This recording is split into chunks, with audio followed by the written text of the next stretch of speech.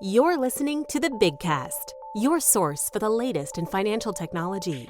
Brought to you weekly by the Best Innovation Group, with your hosts, John Best and Glenn Sarvati. Hello, everyone, and welcome to this very exciting quantum version of the Big Cast. I'm super excited for this episode. If you know me, you know that I love talking about this stuff, and I love even more when I can talk about it with brilliant people. And that's why we have, Glenn's here, but that's That is sorry, I couldn't help definitely myself. accurate in this case. I couldn't help myself. I It own was up to that. there.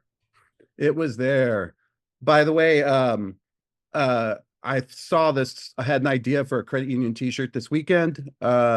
I was thinking that it would be good if other people knew that you were members of a credit union. And I had this idea, and it was this honest idea until someone pointed out the flaw in it. I thought they should give out shirts. On the front should be the logo, on the back it should say "Check out our member." And then I realized that was probably not a good idea. So, anyways, At least it was on the back. So I'm not brilliant either. That's why I like to talk to brilliant people. So Glenn Sarvati is with me, and everybody knows Glenn. But the more important person on the call than either Glenn or I is the one, the only, the man, the legend, a quantum expert, a security expert, an all-around just good person, Roger Grimes. Hey, Roger. Thank you. Thank you so much. I don't think I'm brilliant, but I will say this. I don't think I'm unsmart. And I think a lot about the problems. So if you think a lot about something, that can equate to being kind of like brilliant over time. So I think a lot about different problems. I agree, because it's funny because in this particular episode we're going to talk about quantum technology, something that we've talked about over the years many times, and something that almost every time I talk about it with you, I leave and I spend way too much time thinking about it. As a matter of fact, to prepare for this, I just the other day, I don't know if you guys know this. Do both of you have Netflix? Oh, yeah. Yes. I assume you do. Yeah. They just put Interstellar back out on Netflix, 2014 film, a Nolan movie, ultimate science movie. And I believe time dilation, quantum mechanics, the event horizon, all of that I've thought about it really long and hard. So now I'm ready. I'm ready for this. And so we want to, there's been some recent news about quantum. It seems like we talk about it, and it's always kind of the end game is always the same. It's coming. Roger says sooner than later than what everybody says. And almost all the time is Roger's right. And there are going to be net effects from it. But there's been some new advancements that also have changed, I think, people's thinking about a little bit, which was very interesting to me. So with that in mind, Roger, where do you want to begin? How do you want to go about this? Well, so back in 1994, Peter Shor came up with this algorithm that said, hey, if we're able to get sufficiently capable quantum computers, I figured out a way to shortcut the math of a lot of today's asymmetric cryptography. Most of today's asymmetric cryptography, RSA, Diffie-Hellman, elliptic curve cryptography, things like that, work on this idea of large prime numbers or something sort of close to that, which conventional binary traditional computers just couldn't easily factor. And Peter Shor said that when we come up with quantum computers, and we didn't have quantum computers then, I found a way to shortcut the math. And it wasn't until 1999, 2000 that some IBM students actually made a 2 quantum bit qubit quantum computer, and they actually very quickly tried Peter Shor's algorithm on a really small. I think it was like 3 times 5 were the prime numbers, and they went, "Oh my God, it works!" And since then we've been kind of waiting. So since 1994 for the day when quantum computers would be sufficiently capable, and let me say certain types of quantum computers called universal gate. There's other types of quantum computers and devices called annealing quantum computers aren't really good at factoring large prime numbers. But they're called annealing because they're like down on it, like you cut them off at the knees. They're not that great. They're like just minimal. It actually does other good quantum things. It just doesn't make crypto well. But there's been this rush, so especially over the last like 5 years, I even wrote a book on quantum stuff. And let me say, I'm probably in the minority of people that think that there's a chance we already have the sufficiently quantum computers, and the government, either China or the US, are just not telling us about it. But certainly, I think we're much closer than a lot of people think. There was this, it was almost a joke for a long time. I started, even talking about quantum probably 2 decades ago. When Peter Shor first came out with his prediction, that was a big news. I started talking about it. And people would say, well, how long till we get sufficiently capable quantum computers? And I'd say, 10 years, a decade. And I remember I'd been saying it for quite a while when Bruce Schneier, he was walking by me. He was a keynote. I was before him. And he just said to me, Roger, how long have you been saying a decade away? And I realized it had been almost 2 decades. So yeah, that kind of happens though. It sneaks up on you. Like the other day I realized that kid from 2.5 Men is like 45 now or something. So yeah, and actually quantum's been around for over 100 years. Einstein got his only Nobel Prize actually proving one of the early pieces of quantum computing. He actually kind of went to his death believing that it wasn't real because it became so fantastical that if quantum really was real, and we now know it is for sure real, but he was smart enough to go, man, if you say all this stuff really is real, quantum and quantum entanglement and all this stuff, it has far-reaching impacts on everything. And so Einstein thought it must be something else because it's too delirious. To say that quantum is real is all this crazy stuff that goes against everything we thought. But in the end, he actually was brilliant enough to think of an experiment. He said, hey, if you can make up this experiment and then run it, it will conclusively prove whether or not quantum is or isn't real. He died without that experiment. We weren't capable of making that experiment. But then eventually a scientist named Bell came up with what we now call the Bell's inequality, performed the experiment thinking it was going to support Einstein saying that quantum wasn't real, but then it came out in support of quantum. And since then, all the craziness of quantum has now been as proven as anything we've ever done in science, gravity, and lots of other things. So quantum's real. It's here. We're going to get to sufficiently capable quantum computers that can break today's cryptography. The question is, when is that going to occur? And I recently wrote a big article because the U.S. government says, well, we have to be prepared by 2035, 10 years from now. And I think that's crazy. Like, I think that's really, really, really on the outside of when it's going to occur. I think that if someone announced a big quantum breakthrough today, they went, oh, we've reached that milestone of the sufficiently capable computers can break crypto. I don't think there'd be a whole lot of quantum scientists super surprised. no, I agree based on what I'm seeing. And so that brings us to the news today. Just recently, towards the end of the year, Google announced a big quantum breakthrough.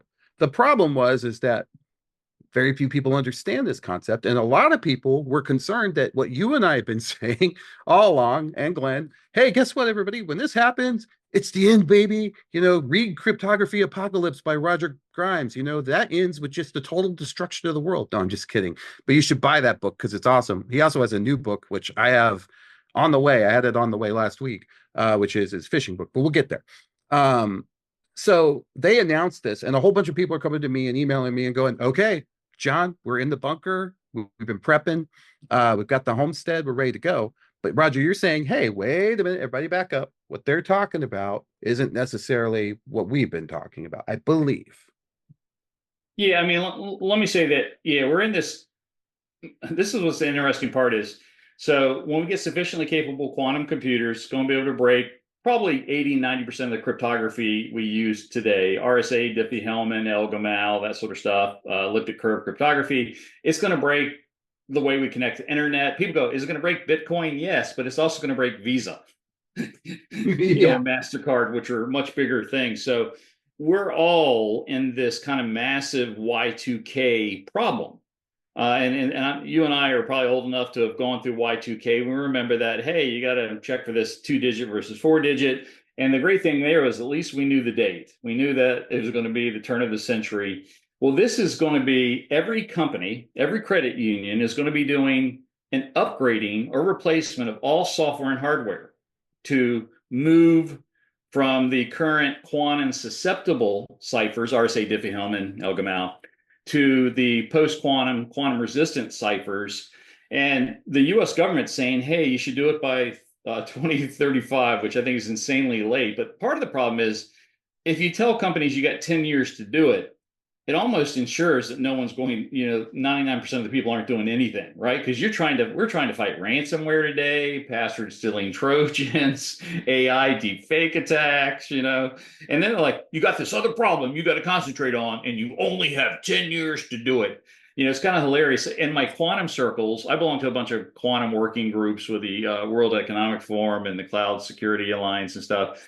The quantum physicists and the quantum vendors think that every company is heavily invested and they've got a post-quantum project, as they call it, and everybody's heads down working on it. I'm like, no. I go to rooms and go, how many people here even knew this was a problem, this quantum thing? Maybe out of 100 people, 3 or 4 hands will go up, and then I'll say, how many people here actually are working on trying to mitigate the problem? Maybe 1 or 2 hands of staff. How many people actually have a post-quantum project team and a leader and funds and resources? All the hands go down. It feels like the traditional college term paper problem. If you give a long enough deadline, no one's going to work on it until you get close to the deadline. You extend the deadline, they're going to push it out a little bit further. So, well, what concerns me, Glenn, to your point is that this could be a gamesmanship move, right? If I had a quantum computer that everybody could break, or that I could break into everybody, I would, and there was, and I'm not that guy, and I had need of getting into a lot of different systems.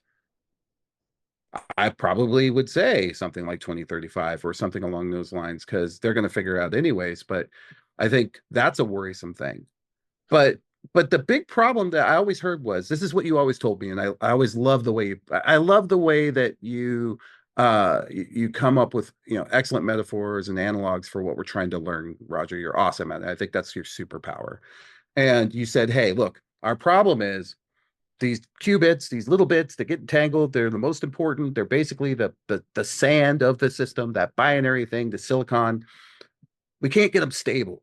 There's probably like these 5 things in the quantum world that you have to solve in order for us to be able to break the traditional crypto. One is number of qubits, and we've been literally steadily exponentially improving on that. One is stability. We've been steadily improving on that. And error correction, it's the number of gates, fidelity of gates, it's the length of coherence, which, by the way, Microsoft's quantum model has really long coherence. Like a lot of the coherence, which is how long something stays stable and they stay entangled in the way that you want them to be entangled, they can measure those in microseconds and stuff.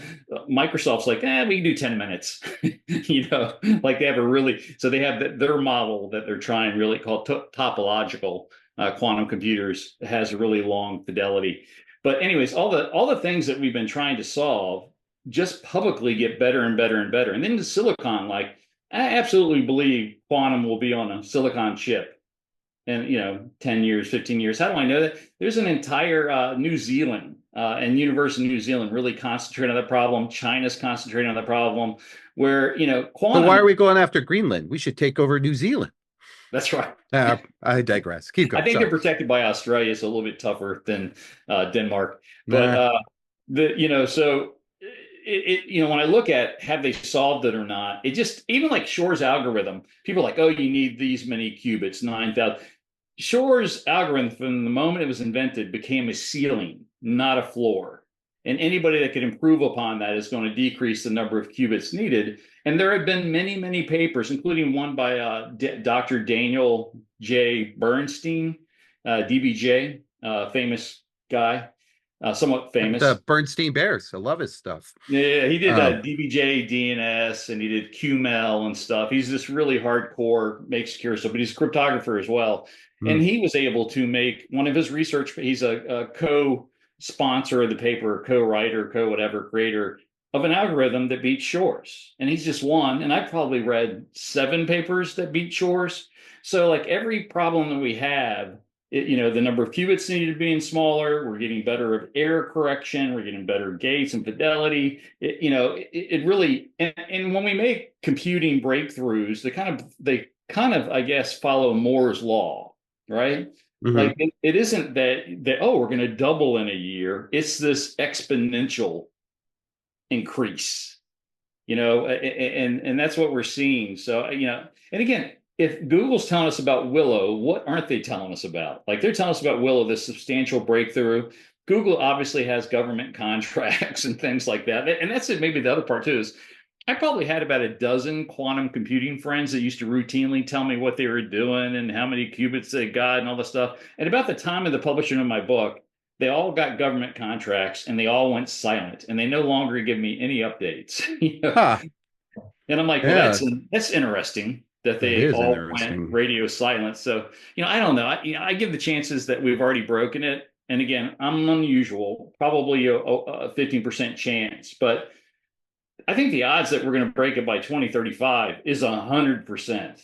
And even like if you look at one of the most knowledgeable quantum physicists, probably he might be among the most famous, is a guy named Dr. Mosca, Mosca, Mosca.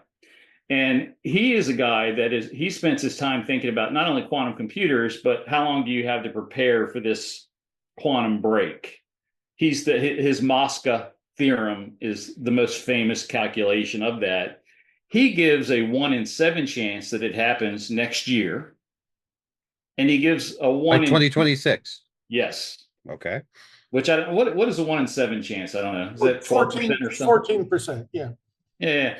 So I'm not alone in my 15% thinking that You did say 15% that it's happened, right? Not 15. Yeah, I mean that's what I say about a 15% chance. Well, he's saying it's a 14 or whatever percent chance next year.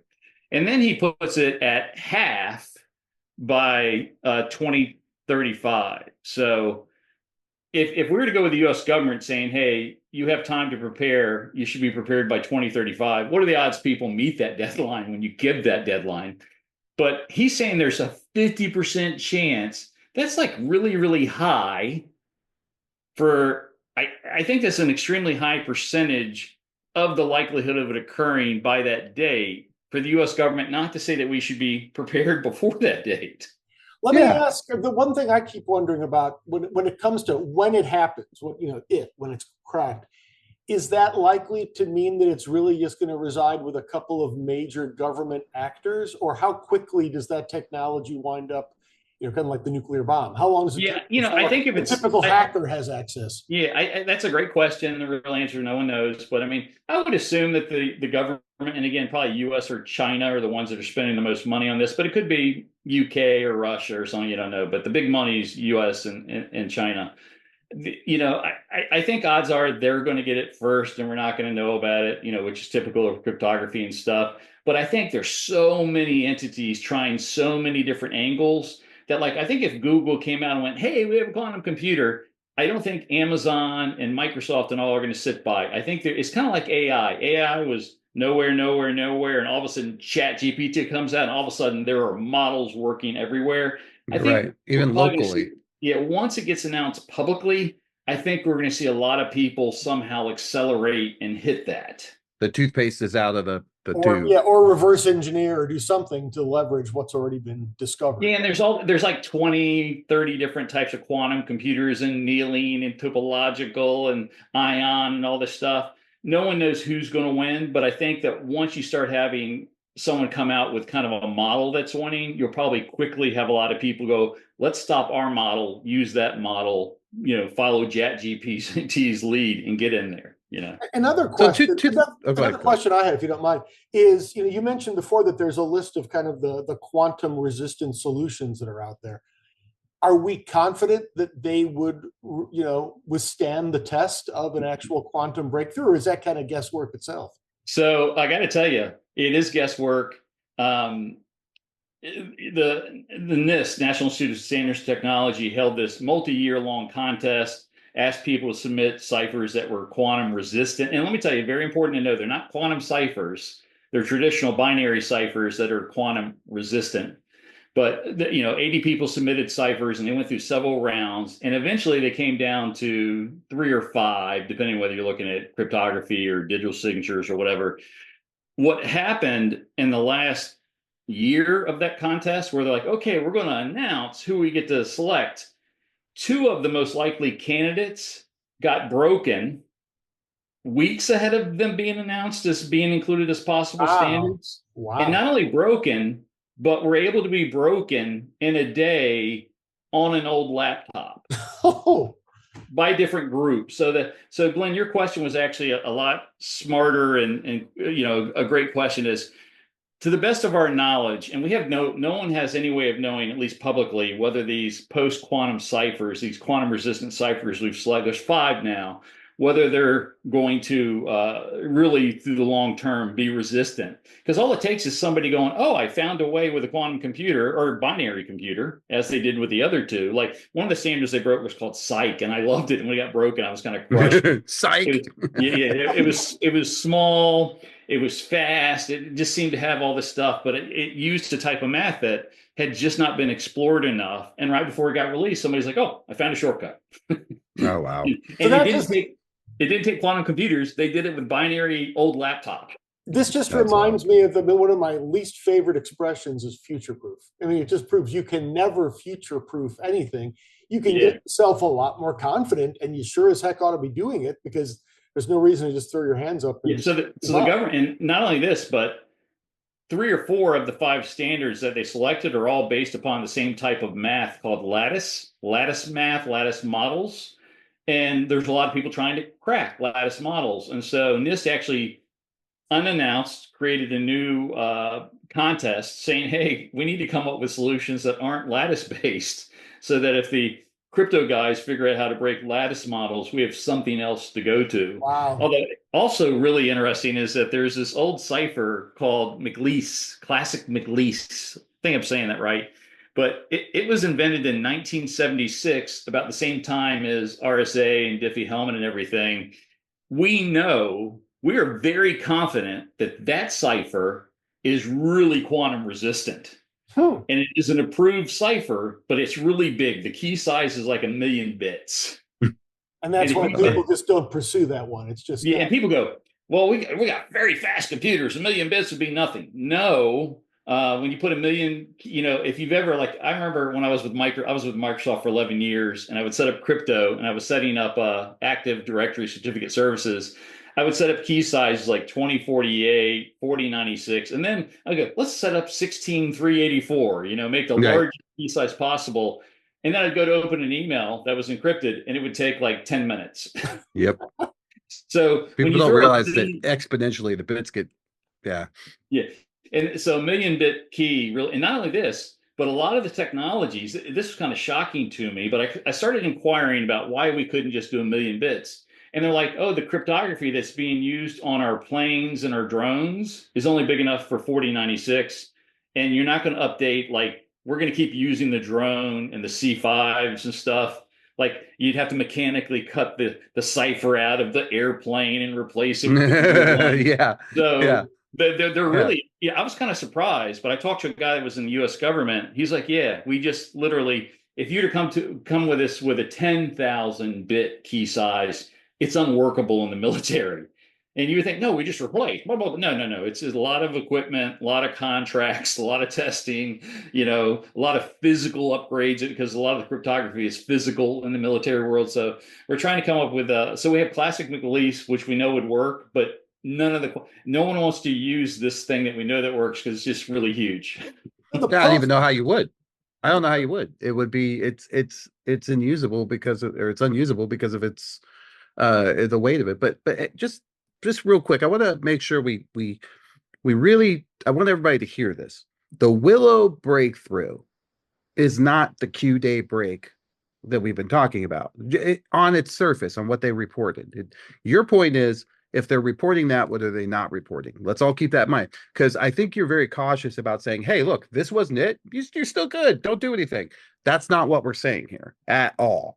But we are just saying, right now, what Google's done twice is to announce they've made what's called this quantum supremacy, which is this idea that quantum computers have done something that binary traditional computers can't do, but they kind of played the odds and that they did something that binary computers just couldn't do in a reasonable amount of time. But the better question to ask is, are they doing anything in any way useful yet? No. Right. Well, and that's why I wanted to get to your wristwatch. Your wristwatch is doing more usable things than any quantum computer right now. Would you say that the number one sort of pressing matter, the number one thing that everybody's working, why this is an arms race isn't protein folding or these other use cases, right? It's pretty much the cryptography. That's a good question, believe it or not, John. I would say this, there's a ton of use cases. Like I know at oil companies, they've had quantum teams for over a decade and all to use to find oil more easily. So I would say that in our world, cybersecurity, it's the biggest deal. Outside of that world, it's creating new chemicals, new medicines, new weather prediction, new weapons. So it's really, and let me say, I think it was Jim Cramer or somebody, last week or 2 weeks ago, quantum went up. And by the way, I have a quantum stock called Icon Q that I bought back a couple of years They're ago. the ones that are the Afro guys that are working on the communication, which is. I decided I was going to throw, I'm a quantum guy. I'm going to throw 10 grand or 5 grand in, just, put my money where my mouth is, quantum. Mm-hmm. From the day I put that money in, it went down 85%. And I only had out of my 5,000, there's only like $800 left. But I thought, just let it ride, or maybe it was $85 or something. I was like, no need to take it out. Maybe they'll do something. Then after the election, it shot up like 200%. I'm in the money. And everybody's buying quantum. And I said, whoever's buying all this quantum doesn't know what the heck they're doing. But then, all of a sudden, last week, it came down and you had Jim Cramer and other people going, this quantum stuff is overrated and it's not going to be useful like AI. No. Quantum is going to be a paradigm-changing invention accelerator that is vastly better more than AI. It is going to create. It's going to improve AI. It's going to improve everything. It's going to give us a ton of inventions. It's like the internet. It's like trying to predict what is the internet going to give us, right? I couldn't have predicted at the beginning of the internet when I started getting involved in it, 89, 90, 91. I couldn't have predicted that they were going to put all my music up on the internet that would follow me between devices. I could lift this little tiny phone up and go, hey, what was that Robin Williams film when he was a doctor? And it'd come back Patch Adams, right? Quantum is going to make this huge leap. So as quantum computers get more capable, they are going to create better medicines, better chemicals, self-driving cars being able to, stoplights will be a thing of the past. Our self-driving cars will slow down as we are coming up to intersections and speed up so that we're able to go through all intersections. And we'll get everybody faster because we'll never stop. It'll decrease pollution. Yeah. We'll better learn how to decrease pollution. The amazing thing about quantum is the way that everything works. And we've not had an ability to be able to simulate it till we get these quantum computers. And once we get them, all this stuff we've been guessing at, like how come when I give John a medicine and I give Roger a medicine, why does their body react differently? Quantum computers are going to allow us to figure that out and make more customized things. It's everything. It's better you and I live in Florida, and when a hurricane's coming, we're like, okay, which side of the coast is it going to hit? Yeah. And is it going to go to both? And then, where should I run to? Do I go north? Do I go south or whatever? Quantum computers are going to make weather, so they're going to be able to predict. We're not going to see the cone, I guess, the cone of prediction. Yeah, the cone's going away. Here's the exact path that we'll take. It's just going to be the path, right? Right. So, this is where it's coming. Get out of the way. If you don't, could it do that for a fire? I think it could do the same thing. Well, you'd have to have everything measured, at least with the hurricane. It's the weather. You've got the quantum people that all of a sudden bought all this quantum stuff because it just had the word quantum in it and stuff. And I was like, those are crazy. But on the other side, all these other analysts that really don't know, they're like, it's going to be 10, 20 years till we have something useful. That's crazy talk. So one way to sort of thwart this idea so our biggest fear is that our in-transmitted communication and our data at rest is going to be compromised by quantum. What these guys are working on is a methodology of what we just talked about earlier in the concept, which is communicating via quantum, which presumably, how the hell are you going to intercept the talking between two bits that are quantum entangled in a way that we don't know how they're quantum entangled? Hey, you ready for that? I'm going to give you a small point. I hope every listener listens to this. You will hear quantum. They'll say, quantum, you can't intercept quantum. You can't eavesdrop on quantum communications. This is what I'm going to share. It's a small point, but it's an intelligent point. Mm-hmm. You can eavesdrop on quantum, but you can't do it without the people involved. If I can tell that you eavesdropped on me, I create a new channel, we retransmit. So Yeah, it's funny. You'll hear almost every, you can't eavesdrop on quantum. You can. It's just that you mess with it, you entangle with it, you mess it up, and the people that are on what they, Yeah, because presumably the other. Alice and Bob on either side would go, oh, it's been messed with, and they redo it. So my points are, we haven't hit the quantum break. Don't stop what you're doing. If you've listened to Roger, and I believe you should, please, please, please continue your path. Continue. It can't hurt you, even if Roger's a complete loon. You're still doing a good thing if you're cleaning up. But he's not. I'm here to tell you. And I watched Interstellar now 3 times. So I'm for sure I'm on this. I know.